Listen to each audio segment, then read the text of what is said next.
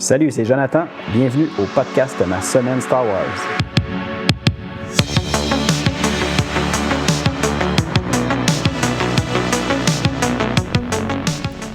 Salut tout le monde, c'est Jonathan du podcast Ma semaine Star Wars. J'espère que vous allez bien. Ça fait vraiment longtemps que je vous ai pas parlé, puis j'avais le goût de faire un petit épisode hors série pour vous donner mes impressions sur le dernier Star Wars Celebration Japan 2025. Premièrement, vous allez l'entendre, l'enregistrement va être un peu différent parce que exceptionnellement, j'enregistre à partir de ma voiture. Donc, on est le midi, j'avais un peu de temps, je me suis dit je vais aller vite faire un petit enregistrement pour vous partager ces informations-là.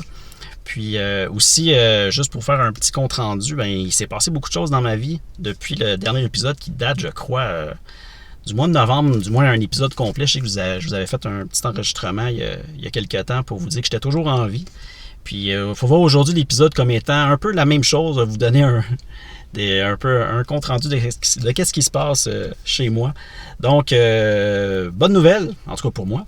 Je suis nouvellement papa d'une troisième petite fille, donc c'est un peu ce qui explique tout le délai avant que je vous produise des épisodes. Puis effectivement, vous l'aurez deviné, je ne pourrais pas en faire beaucoup plus ces temps-ci, mais j'avais le goût de vous donner un peu mes impressions sur le dernier Star Wars Celebration Japan 2025. Donc, c'est un peu le but de l'épisode aujourd'hui. Puis, évidemment, ça ne va pas couvrir l'entièreté du Celebration Japan 2025. Là. Pour le moment, j'ai pu visionner la journée 1 du 18 avril complètement. Puis, je suis peut-être au un quart de la deuxième journée qui, évidemment, suivait le 19 avril. Ce qui est le fun un peu avec la Celebration Japan, même si on n'a pas la chance de pouvoir aller sur place, YouTube, leur chaîne de Star Wars, ils permettent de visionner cette diffusion-là. Évidemment, on n'aura pas accès à tous les panels, ils vont en choisir quelques-uns qui considèrent, j'imagine, qui sont quand même très intéressants. Puis aussi, ils veulent garder des exclusivités, selon moi, pour les personnes qui se déplacent là-bas, et c'est très normal. Mais quand même, ça reste quelque chose de super le fun à regarder.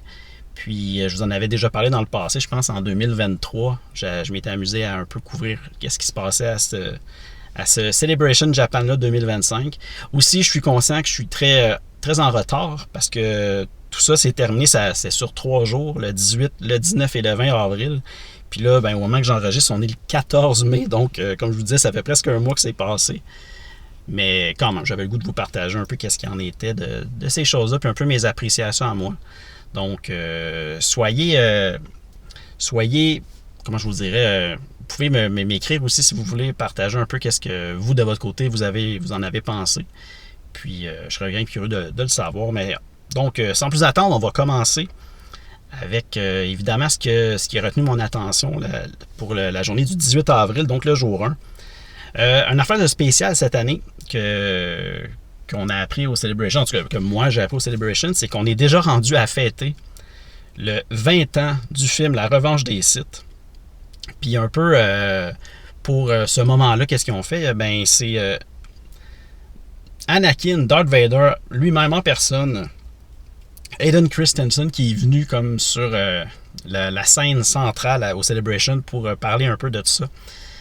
C'était quand même le fun de le revoir. On l'avait vu au dernier Celebration parce qu'on savait qu'il allait faire son retour en tant que Darth Vader dans la série la série Obi-Wan. Donc c'était le fun de le revoir. J'étais content. J'aime toujours ça, voir ces acteurs-là, un peu où ils sont rendus dans leur carrière, dans tout ça. Puis on le sait, du moins tous ceux que j'ai pu voir dans le passé, les acteurs qui ont participé sur des séries ou des films de Star Wars, il semble en tout cas avoir vraiment un amour quand même assez fort avec cette franchise-là. Puis on le voit là, que Hayden, lui, il est reconnecté avec cet univers-là. Je ne sais pas si dans le passé ça a été difficile quand justement il faisait les films par après. Est-ce qu'il y a eu des critiques beaucoup? Je ne sais pas. Mais en tout cas, aujourd'hui, il semble très, très, très heureux de revenir dans l'univers de Star Wars et de pouvoir participer comme ça. Donc, c'était le fun. C'était vraiment intéressant de le voir là. Puis, je sais que je ne l'ai peut-être pas mentionné, mais ce qui est le fun avec le visionnement sur YouTube de ces événements-là, c'est qu'ils ont vraiment créé comme une scène au centre de l'endroit où ils font le Celebration. Puis c'est vraiment... toute la foule se réunit là pour assister à ces petites entrevues-là. Des fois, c'est des entrevues qui se passent tout de suite après un panel. Il y a certains invités qui s'en vont parler quelques minutes juste pour expliquer un peu qu'est-ce qui s'est passé dans le dernier panel, pour rendre aussi peut-être la nouvelle qui a été dévoilée là, à tout le monde sur Internet. C'est sûr que ceux qui étaient sur place ont les exclusivités, puis c'est bien normal, là. Mais je trouve que ça donne... C'est le fun de pouvoir voir ce qui se passe à ce moment-là. Sinon, autre chose qui est arrivée pendant la journée 1, c'est qu'on a eu l'arrivée de... tenez-vous bien, moi en plus, c'est quelqu'un que j'apprécie énormément dans tout ce qu'il fait au niveau du cinéma. C'est l'acteur Ryan Gosling qui est venu parler ou plutôt parler de ce qui a été dévoilé comme étant le nouveau film qui va sortir sur le grand écran. Puis il est venu en parler avec une autre personne qui se nomme Sean Levy. Je ne suis pas trop sûr c'est qui. Sûrement un producteur, quelque chose comme ça. J'ai oublié de noter qu'est-ce qu'il faisait là-dedans, mais peu importe. Ils sont venus parler du nouveau film Star Wars Starfighter qui va se... c'est le premier film qui va se dérouler après le dernier film qu'on avait eu de l'épisode 9 de Star Wars.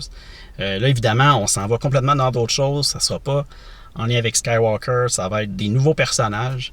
Puis pour le moment...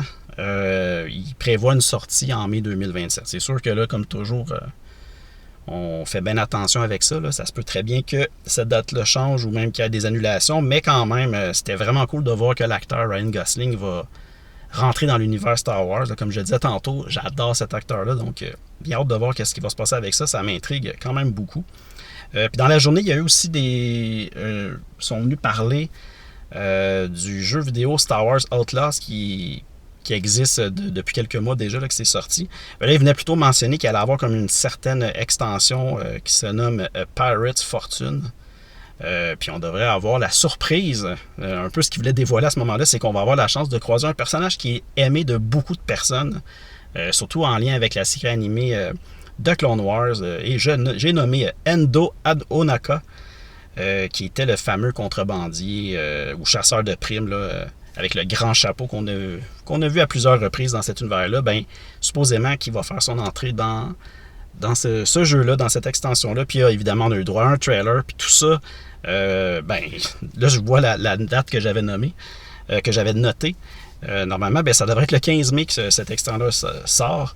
Puis évidemment, ils ont pris le temps aussi d'annoncer comme quoi que on sait tous, ou plutôt ceux qui suivent un peu les nouvelles des jeux vidéo, il y a la nouvelle Nintendo Switch 2 qui s'en vient.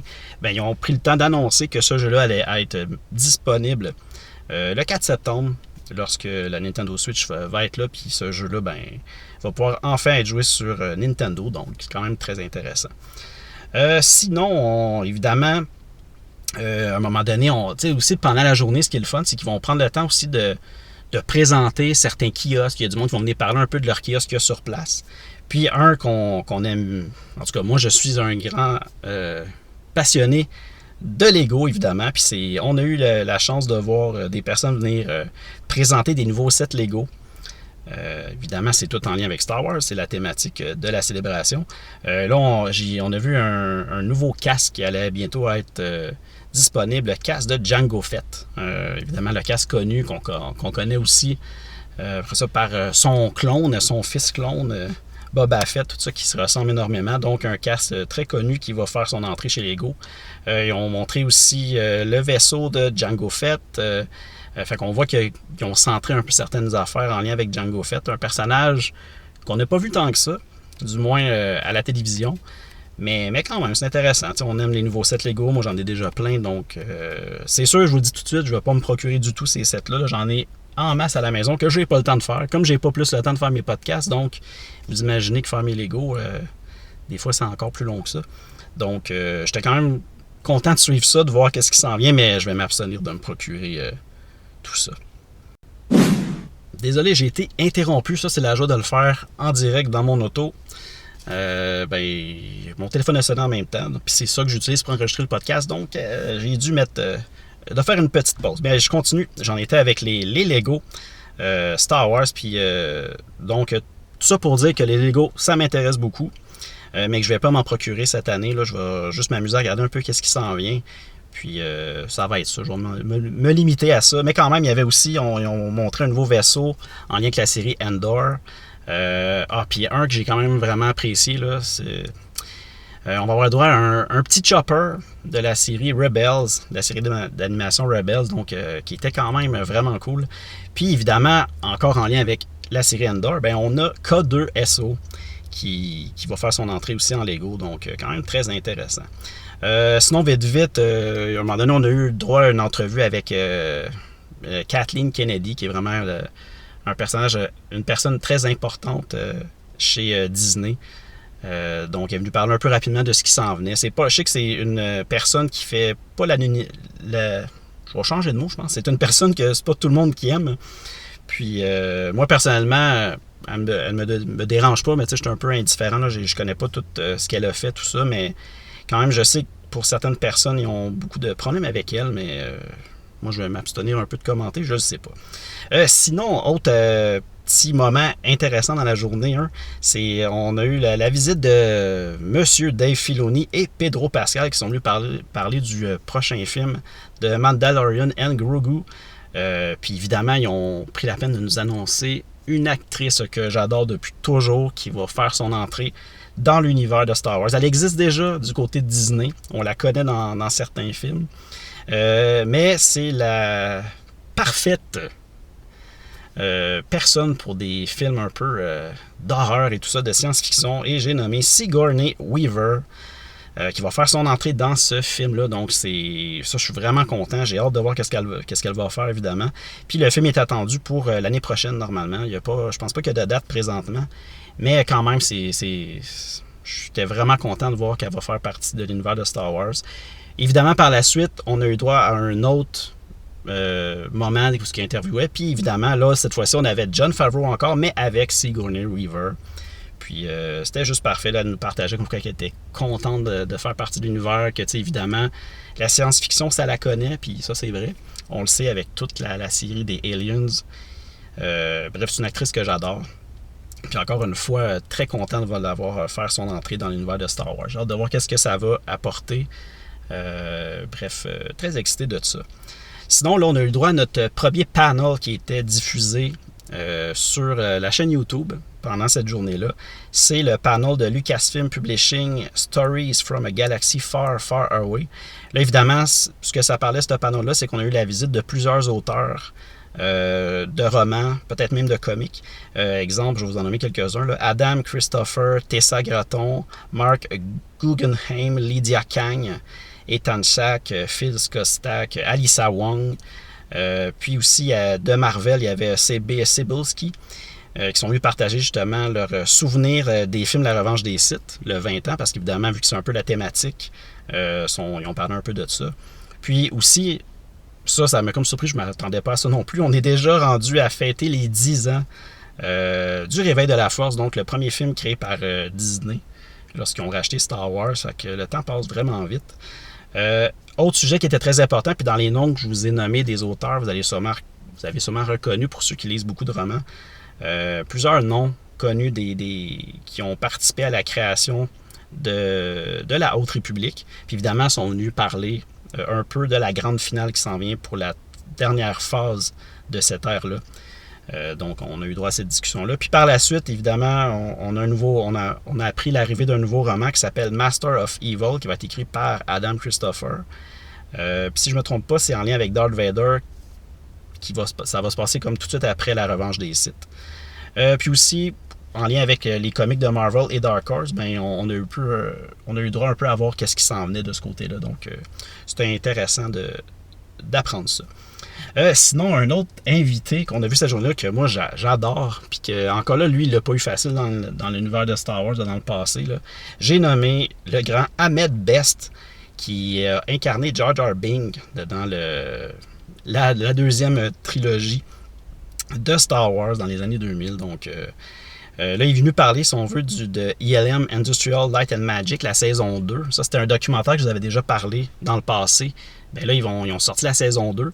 Puis, vu que l'on est rendu plus loin dans le temps, là, on est à l'ère justement des nouveaux films de Star Wars. Puis, comment qu'il a personnifié le personnage Jar Jar Binks, toute la technique qu'ils ont mis en place pour qu'ils soient capables de faire ça. C'était les débuts de la motion capture, ces choses-là, donc ça risque d'être super intéressant. Puis Ahmed Best, je l'aime quand même beaucoup. C'est un personnage, il est très... tu vois qu'il est heureux, mais tu vois aussi que... Tu sais, moi, j'avais lu un peu des choses sur lui dans le passé, puis il a pris vraiment difficile que le monde n'avait pas aimé son personnage Jar Jar Binks parce qu'il avait travaillé super fort. Puis moi, personnellement, depuis que j'ai lu plusieurs romans, même jeunesse, en lien avec Jar Jar Binks, c'est un personnage que j'ai appris à beaucoup plus aimer. Donc, j'ai hâte qu'on soit rendu là quand je vais vous en parler, parce que pour de vrai, il me semble, j'avais bien aimé mon expérience de lire ces livres-là. Bref, donc on a eu droit à cet acteur-là, puis c'était quand même super intéressant. On a aussi une visite vite de Nob, le personnage de la série animée Star Wars Young Jedi Adventures. Il est venu annoncer, si on veut, la saison 3. Ben, pas lui, parce qu'il parlait pas tant que ça. Mais ils sont venus annoncer la saison 3 pour les jeunes de cette série-là, que j'ai toujours pas vue. C'est dans ma to-do list. J'attends juste que mes filles soient un peu plus vieilles puis qui semblent avoir un intérêt, puis je vais écouter ça avec elles. Donc, à suivre éventuellement. Sinon, après ça, on a eu droit à un autre panel. Celui-là, c'est le panel de Lucasfilm Animation's 20th Anniversary. Encore une fois avec Dave Filoni, qui est venu parler justement de toutes les séries d'animation qu'ils ont pu faire. C'est le 20e anniversaire des films d'animation de Star Wars. Donc, il a parlé de Clone Wars, de Rebel, évidemment de Bad Batch. Donc ça, c'était quand même très intéressant. Un petit panel très rapide, mais j'ai quand même bien aimé ça. Ensuite, on a eu droit à une personne que je ne connaissais pas, qui est venue après ça sur la scène centrale, Vanessa Marshall, qui est la personne qui fait la voix de Hera Syndulla dans la série Rebels. Moi, je l'ai écouté récemment, la série Rebels, pour la première fois, puis je l'avais écouté, si je ne me trompe pas, peut-être en français. Donc, j'ai pas eu la chance de découvrir sa voix. C'est sûr que moi, je vais avoir un revisionnement de cette série-là, fait que à ce moment-là, je prendrai le temps de l'écouter, puis de découvrir cette voix-là. Mais ça avait l'air d'être encore là une passionnée de Star Wars, de ce qu'elle a fait, donc c'était intéressant. Puis, la dernière chose que j'ai vue pour la journée 1, c'est l'acteur, et puis là, lui aussi, la fameuse voix aimée de la série de Clone Wars du personnage Darth Maul, donc Sam Witwer, qui est venu parler d'une nouvelle série qui s'en vient, qui se nomme Maul Shadowlord, qui va se passer en lien avec Maul, j'imagine son ascension aux côtés des... quand il va devenir chef des gangs de criminels et tout ça, donc ça risque d'être intéressant. J'ai hâte de voir qu'est-ce qu'ils vont faire avec ça. On est encore dans ces airs-là, avec Dave Filoni, il est bien attaché à ces personnages qu'il a créés de The Clone Wars, donc j'espère que ça va être intéressant. Moi, Darth Maul, c'est un personnage que j'aime beaucoup. Encore là, dans tout ce que j'ai lu en lien avec les comics puis les romans de l'univers légende, là, c'était un personnage que j'ai beaucoup apprécié puis découvert, donc j'ai hâte de voir qu'est-ce qu'il va en être.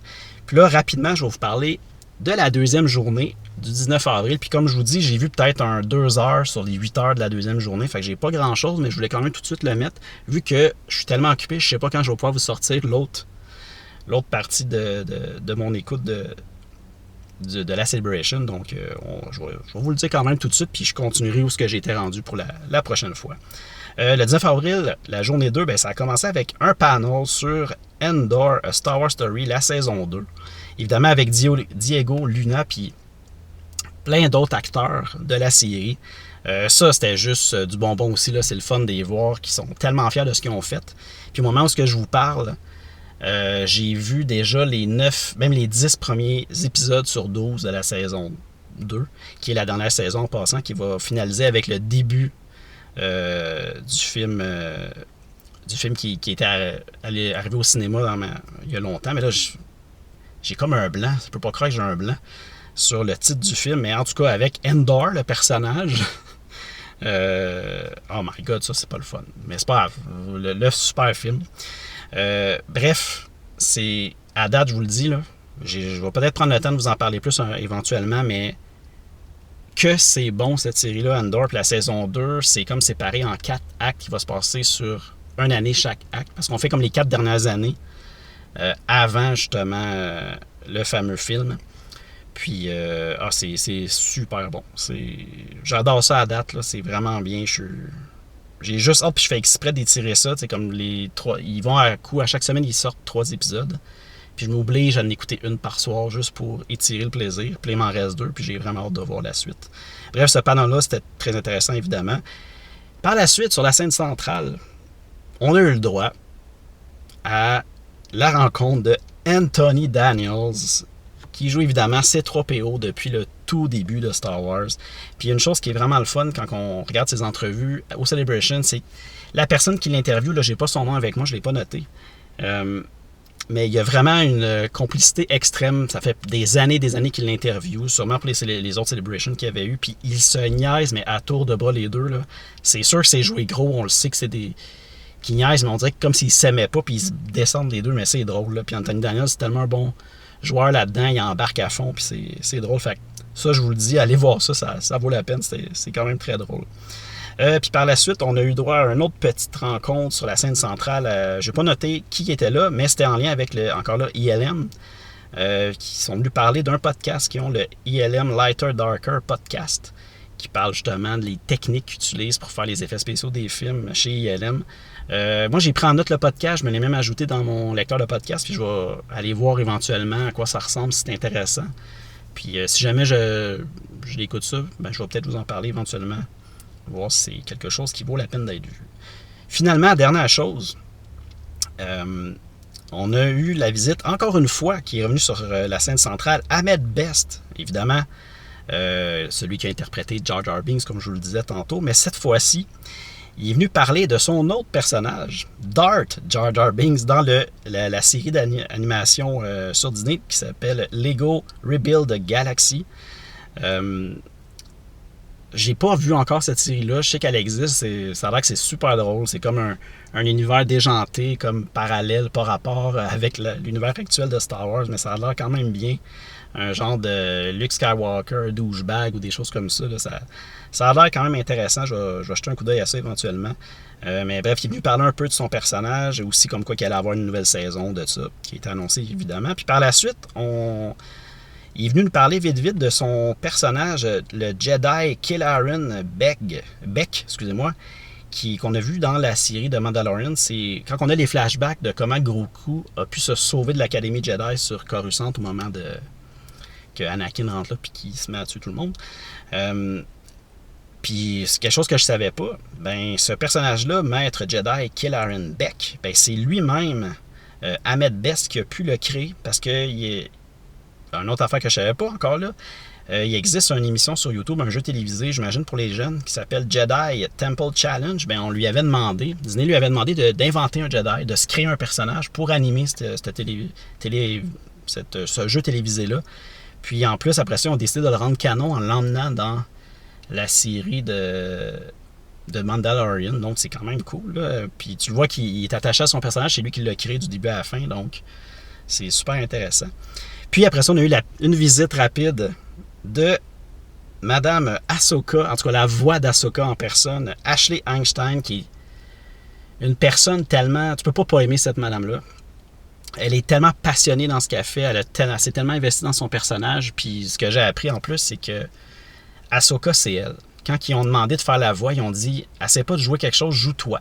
C'est toi, Ahsoka. » Puis c'est vrai, quand elle parle pendant l'entrevue, tu reconnais sa voix. Pour ceux qui l'ont vu, ils l'ont écouté en anglais de Clone Wars, là, vous allez reconnaître sa voix. Puis elle est venue présenter le nouveau Lego Brickheads de Ahsoka. Quand même cool, là, un beau petit Lego. Moi, j'en ai quelques-uns des Brickheads, j'aime ça, les faire, tout ça. Encore là, comme je vous disais tantôt, je ne vais pas me le procurer, là, j'en ai beaucoup trop présentement.